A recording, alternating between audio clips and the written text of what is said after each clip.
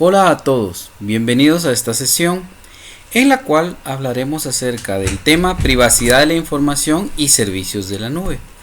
Todo enfocado a lo aprendido en el curso de privacidad de la información. Los integrantes del grupo somos Edwin McDonald y Aman Benjamín.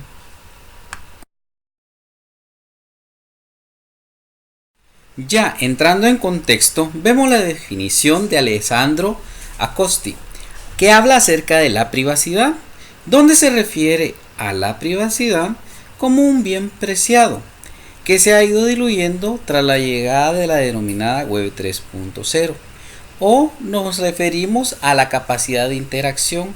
Si bien tenemos en cuenta que anteriormente los contenidos eran de forma estática, ahora vemos una interacción y por lo tanto estamos comprometiendo mucha más información, y con la llegada de la Web 3.0, aquella información que están inmersas en redes sociales se adueñan de nuestro ser, de nuestra vida, nuestras dinámicas en sociedad y lo que hacen hoy en el día a día ser quienes somos, no por elección, sino únicamente por imposición.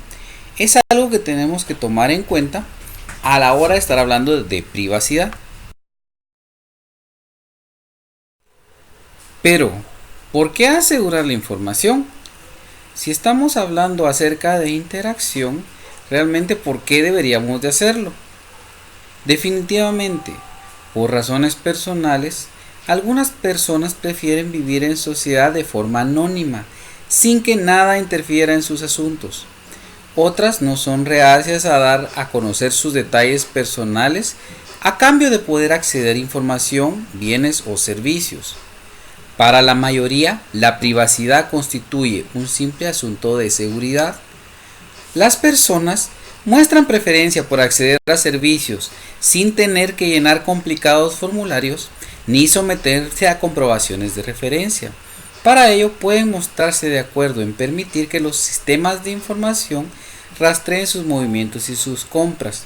Muchas veces no tenemos la percepción real de qué estamos haciendo al aceptar muchas veces facilidad de uso, y por lo tanto no nos ponemos a pensar acerca de qué tanto estamos haciendo o no para poder proteger nuestros datos y a quién le estamos brindando dicha información.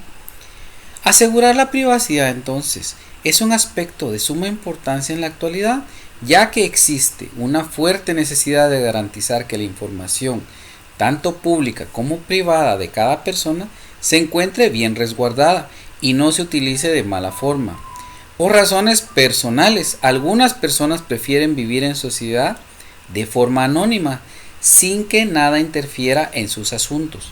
Otras no son reacias a dar a conocer sus detalles personales a cambio de poder acceder a esa información, ya sea información como tal, un bien o un servicio. Para la mayoría, la privacidad constituye un simple asunto de seguridad. Las personas que muestran preferencia a acceder a los servicios sin tener que llenar dichos formularios pueden mostrarse de acuerdo en permitir que se rastree esta información.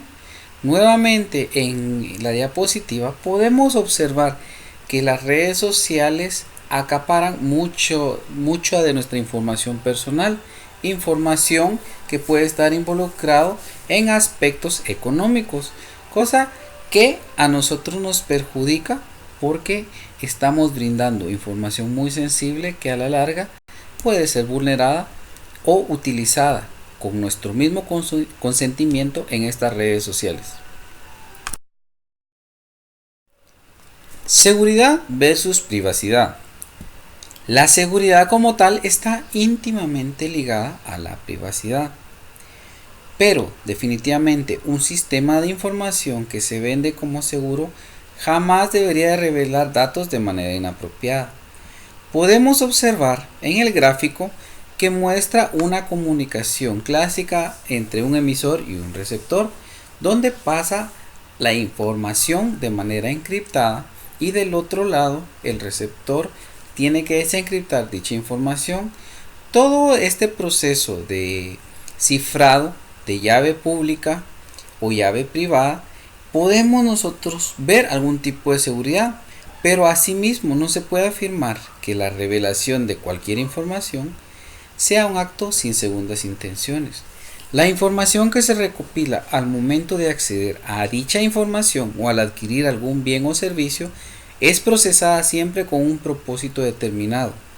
¿Cuál es la intención de recoger la información personal u obtener datos personales? Pues hacer negocio con ella y almacenar en bases de datos perfiles individuales con un objetivo concreto. Los modos en que los datos personales son revelados, usados y almacenados son los que nos ayudarán a determinar si las tecnologías de la información están siendo utilizadas para empoderamiento o para la represión. Hablemos un poco acerca del derecho como tal, el derecho a la intimidad. Viendo nuestra bibliografía, encontramos, según el diccionario etimológico, el concepto de privado proviene del latín privatus, que significa en primer término apartado, personal, particular o no público. Sabemos que la privacidad o intimidad es lo exclusivo, lo propio, lo personal. La vida humana es inseparable de lo privado o privativo de uno.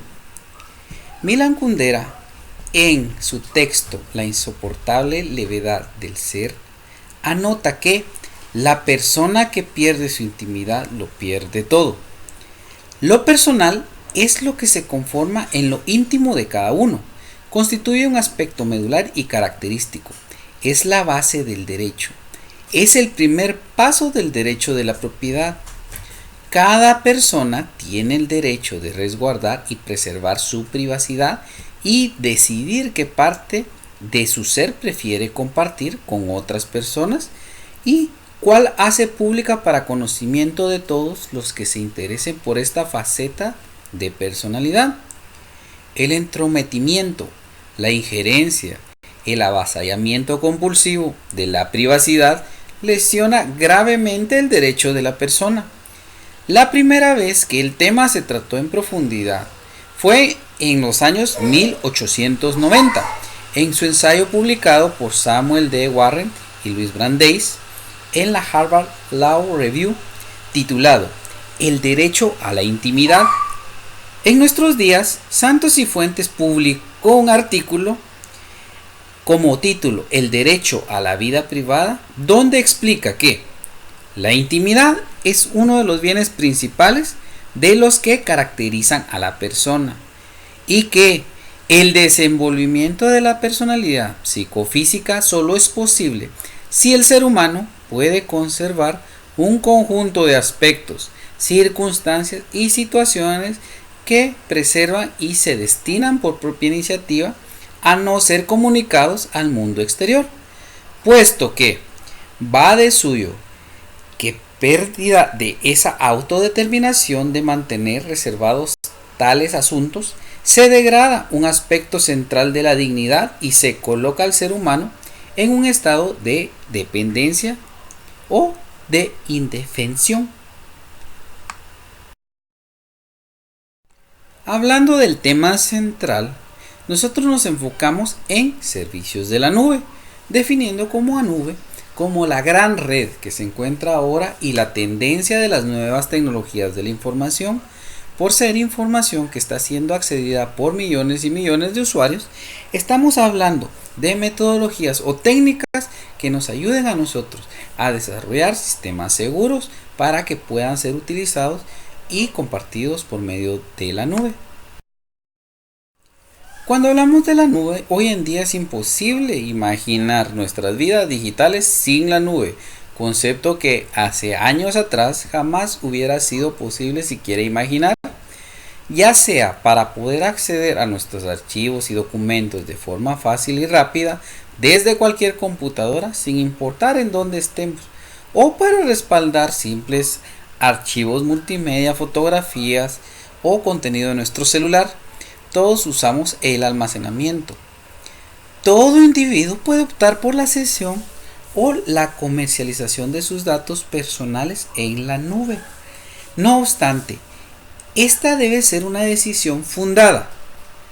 Una de las tareas principales de un regulador eficaz, ya sea en el sector de tecnologías de la información y la comunicación o en el de la protección de datos, consiste en facilitar información a los consumidores sobre los riesgos que corre su privacidad y sus datos personales al utilizar servicios de la nube. La pregunta es, ¿pueden los responsables de la formulación de políticas, los reguladores y el sector privado trabajar juntos en aras de promover la alfabetización en nube? Otra pregunta, ¿qué ocurre si alguien facilita deliberadamente sus datos personales sin esperar que la información siga siendo privada? ¿Deben los responsables de la formulación de políticas intervenir para proteger dichos datos? Preguntas como las anteriores se plantean en el último informe de la UIT sobre tendencias de las reformas de telecomunicaciones de 2013. Concretamente, a lo largo de un capítulo completo titulado La nube, protección de datos y privacidad. Interrogantes como ¿quién es el propietario de la nube?, escrito por Stephanie Liston, consejera principal de Charles Russell, donde el capítulo se versa sobre los servicios en la nube y los beneficios económicos y sociales. Estas regulaciones vigentes en materia de protección de datos y privacidad se aplican a los servicios en la nube y la eficacia de dicha regulación, los mecanismos de control actuales a la hora de preservar privacidad. Asimismo, recomienda la elaboración de un modelo de reglamentación adaptado que establezca un equilibrio entre las necesidades y oportunidades comerciales, la realidad tecnológica y la expectativa razonable de todo ciudadano de tener derecho a la intimidad en un ecosistema digital internacional. El presente artículo es una adaptación de este capítulo. ¿Y qué es lo que se nos viene a la mente cuando hablamos acerca de servicios de la nube? Pues definitivamente los servicios más comunes, siendo los principales o más utilizados en nuestro segmento de Latinoamérica, casos como el de Dropbox, OneDrive, Google Drive o Box son algunos ejemplos de las tendencias que se están manejando en la actualidad. Dado que la posibilidad de publicar libremente información personal ha podido engendrar una cierta insensibilidad con respecto al concepto de información privada. ¿Porque acaso saben los consumidores cómo pueden utilizarse estos datos o cuáles son los posibles riesgos relativos a la seguridad de la información? ¿O cuál es el valor intrínseco de los datos personales, considerados como el nuevo petróleo desde un punto de vista comercial? ¿Deben los consumidores, según el sondeo del Eurobarómetro Especial sobre las actitudes individuales con relación a la privacidad realizado en el 2011, se debe realmente tener en cuenta que el 74% de los encuestados considera que la divulgación de información en línea es un aspecto más frecuente en un quehacer diario? Ellos responden a este interrogante que la mayoría de actividades se llevan a cabo por medio de dispositivos móviles, tarjetas de pago e internet móvil. Sin embargo, de este porcentaje, solo el 58% no veía como alternativa la información que quería obtener de sus productos o servicios, ser titulares de un derecho económico derivado de la comercialización de los datos. En relación a la privacidad y confidencialidad en la nube, han existido suficientes violaciones fuera del ámbito del cloud computing para que haya preocupación en cualquier sistema basado en la nube o sistemas tradicionales al almacenar, procesar o transmitir información confidencial. Las cuestiones de seguridad o de privacidad dentro del modelo de la nube no son nuevas. Como un inquilino con obligaciones de privacidad legal, su manejo en cuestiones de privacidad no es diferente. si utiliza la nube. Igual, no almacenar dicha información en un servidor sin controles adecuados, no selecciona cualquier proveedor de la nube sin verificarlo, cumple con las mismas cosas de cómo protege datos en reposo en la transmisión o procesamiento.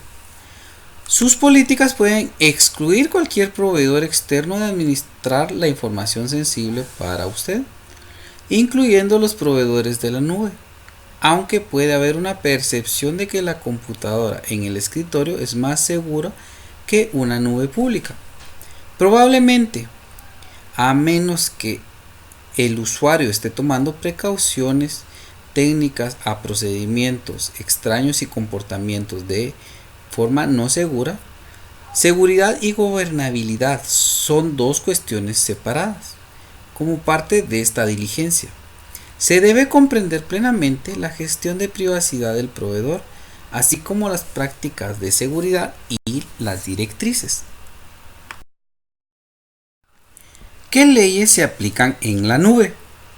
Pues realmente no existe una legislación sobre privacidad universal vinculante que abarque a todos los países del mundo, pero de hecho muchos de los 89 países que han adoptado leyes de privacidad o de protección de datos se sirven de regulaciones de flujos de datos internacionales como mecanismos para proteger la privacidad individual y ejecutar políticas nacionales. La Directiva sobre la intimidad de las comunicaciones electrónicas en la Unión Europea se dirige a proveedores de redes de telecomunicaciones públicas y establece que solo el personal autorizado podrá acceder a datos personales y únicamente con fines legales autorizados.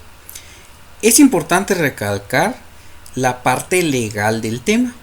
Del mismo modo, se estipula que los datos personales almacenados o transferidos deben ser protegidos contra la destrucción accidental o ilícita, la pérdida accidental o cualquier forma de alteración, así como contra el almacenamiento, el tratamiento, la divulgación o el acceso no autorizado o ilícito.